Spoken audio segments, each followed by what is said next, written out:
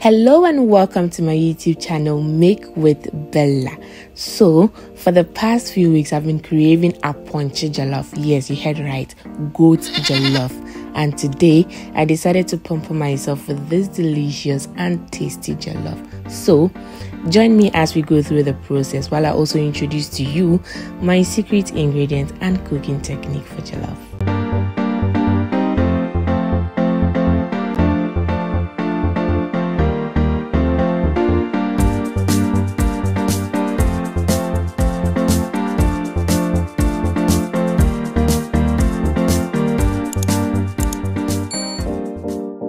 We are going to need the following ingredients: chopped garlic, sliced onions and tomatoes, powdered pepper, some salt, seasoning cube, dried bay leaves and rosemary, curry powder, and of course my secret ingredient, powdered shrimps.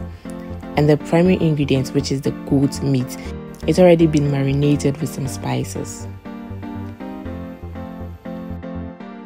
So first, we put the marinated meat in a pan on a medium heat to cook for about 10 minutes.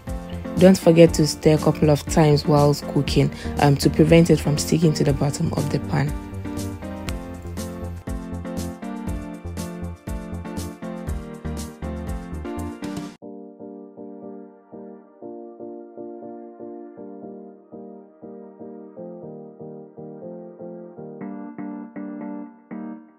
Next, in a separate pan, heat the cooking oil and add the chopped garlic and sliced onions for about 3 minutes before adding the sliced tomatoes, and then cover to cook for 5 minutes.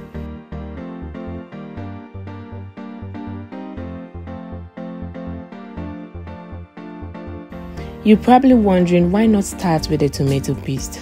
Well, I decided to go in first with the fresh tomatoes today because the type of tomato paste that I'll be using is a bit lighter than the usual ones we get here. It's more like a tomato juice, yeah.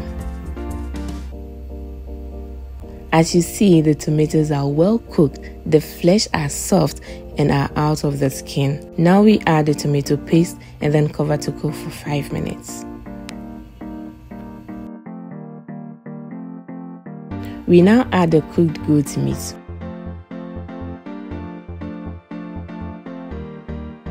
Whoosh! I like what I'm seeing.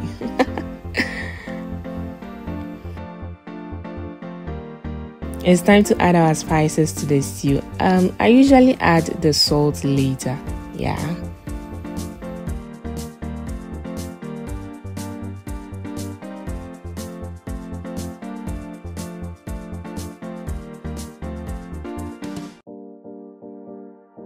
And now the secret ingredient is added.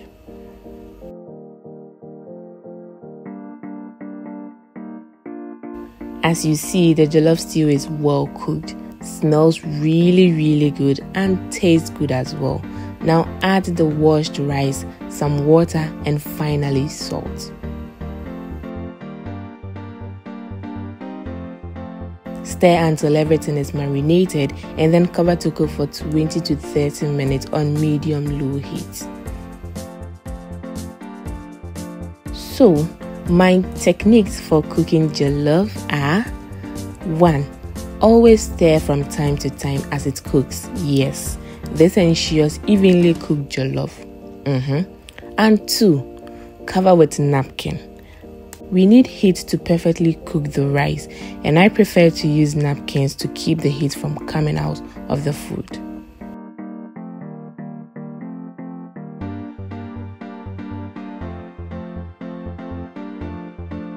Oh la la,